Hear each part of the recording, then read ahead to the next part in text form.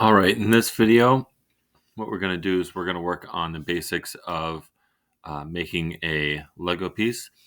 Now, when I'm making a Lego piece, I'm going to start off with making just a little 1x1 square with a little peg on there. So I've made a sketch here, and I'm going to go ahead and create a rectangle.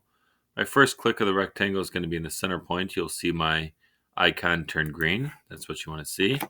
And I'm going to type in here 0.31. I'm going to click the tab key to go over to the other dimension, 0.31, return. So I've added these two dimensions. You should see that your box is completely black. If it's not black, we're probably missing a dimension. My guess is that you would not have your dimension at the center point.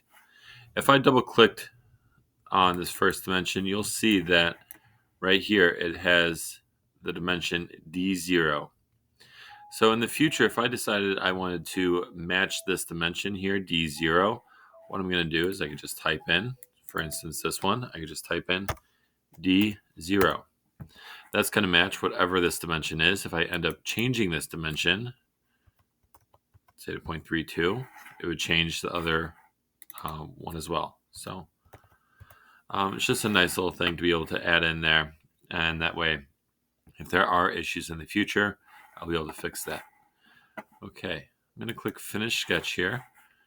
And then what I'm going to go over to is Extrude in the upper bar. When I go to Extrude, I'm going to be able to type in a distance. And the distance I want to type out is 0.375. And you can see that extrusion going up. And I can say OK. And then the next thing I need to do is I want to get this little peg on the top here.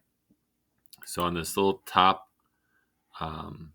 surface, I can click on it and I can go over to where it says Create Sketch. And now I'm going to make a sketch on that flat surface. For this part, I'm going to add in a circle. And I really don't care about adding dimensions in right now. I'm going to work on trying to get this centered. So you can see I clicked once in the center and then once outside, and that got me in my circle.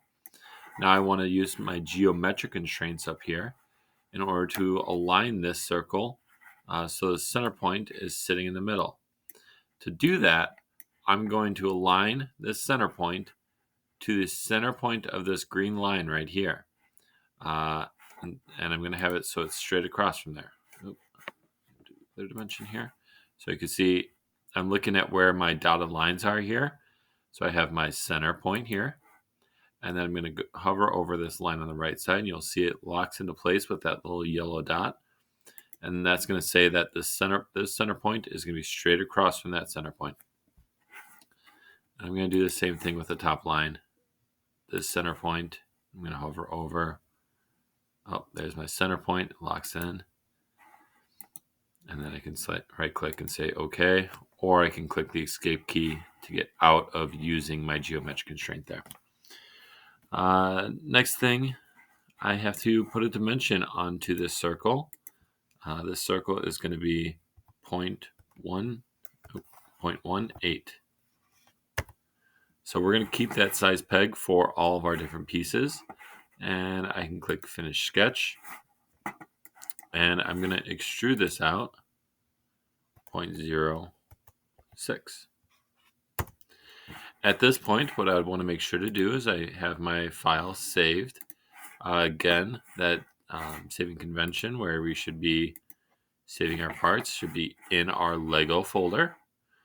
And you should see your initials _ Lego. That's the project that we're working on. _ what part we're working on, which is the 1x1 Lego piece. So this part is saved. This part is actually completed. So I can actually take this part. I know I don't have anything on the bottom. We can work on making a more finalized 1x1 Lego piece later. But next up, what I want to do is I want to take this and I want to make a different size. So I'm going to go ahead at the top where it says rectangular pattern and click on that. You'll see my features is highlighted in blue. and I want to click on my two features that I want to repeat over and over again. So when it's saying features, it's saying what do you want to repeat? And then in my direction, I'm going to be able to click on this green line, and you can see it tells me what direction I'm going to be repeating in. And then it says how many do I want. If I wanted 5, I could write out 5, and you can see it just repeats 5. And this last line is saying how far apart each one of those are. Now, I know that previously I talked about that dimension 0. If I just typed out D0, it will copy whatever that dimension 0 was for me to be able to make whatever size Lego piece I want. I'm going to make a 2x2 Lego piece, and I'm going to again go D0. Here's my Legos. I can switch this around if I wanted to go a different direction. This is just fine. I can say okay. So here's my 2x2 Lego piece. Next up, I want to remove the bottom area. So for that, I'm going to use shell. Shell kind of scoops the inside out of my part. So I'm going to make this a dimension of 0.065. And then I want to make sure to click on my bottom. Again, if I need to ever change any dimension or change working on a piece here, I can click on this, and if I need to delete it, I can delete it.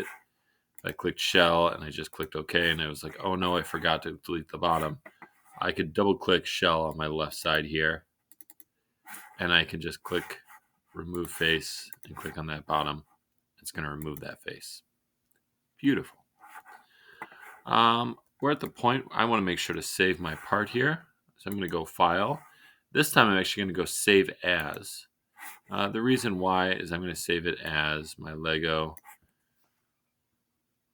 2x2.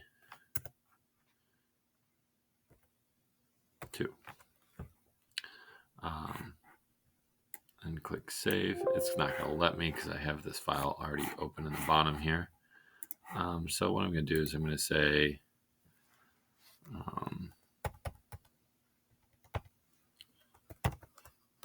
version 2. Yours should just say your initials _ Lego _ 2x2. I'm just saying this is version 2 so I can actually save it. Okay. So here's my part. Next up, I want to make sure to put in the little bottom circles here. To do that, I'm going to create a sketch on the very bottom of my part. And I'm going to make a construction projected geometry. So this will allow me to now click on the geometry of the 3D objects that are on the other side here. If I rotate this around, I basically just projected these little surfaces here. And the nice thing about the construction lines is that they're not going to come up as a 3D part. So when I extrude this, I don't have to be concerned about these lines interfering with what I want to extrude. So I'm going to get out of project geometry, so I can click escape, or you could, what I did is I right clicked and clicked cancel. And I want to get out of using my construction lines here. So next up, I want to create a circle. This circle, I'm going to use a geometric constraint that I haven't used before, which is tangent. Tangent allows me to click on this circle and click on this circle. So the circle is going to be touching this other circle. And I want to do this again. So I'm going to have this circle tangent to this circle. So now these two circles are always touching. So no matter where I move this, it's going to always touch one of those two circles. And then I'm going to do that one more time here.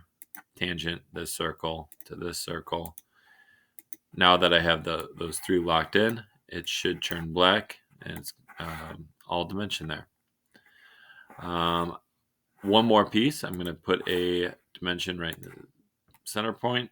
This is going to be 0.18. It's the same diameter as the pegs.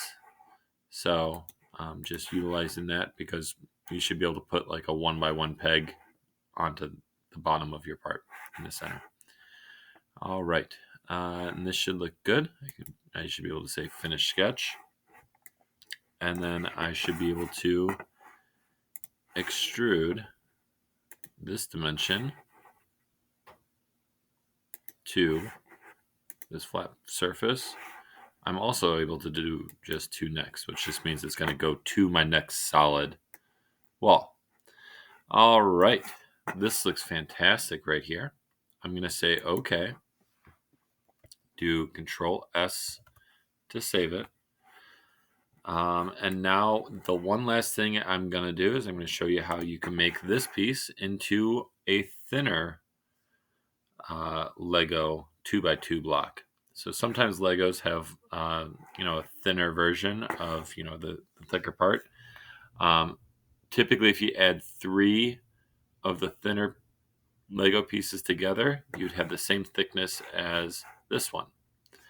So if I look at my original extrusion 1, this is my original extrusion. I'm going up.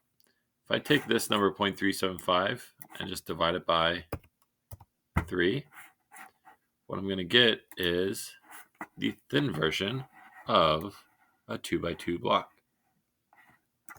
So now I'm going to be able to go File, Save As.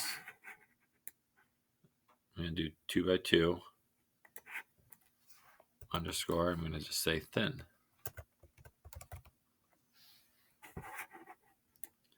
Save it.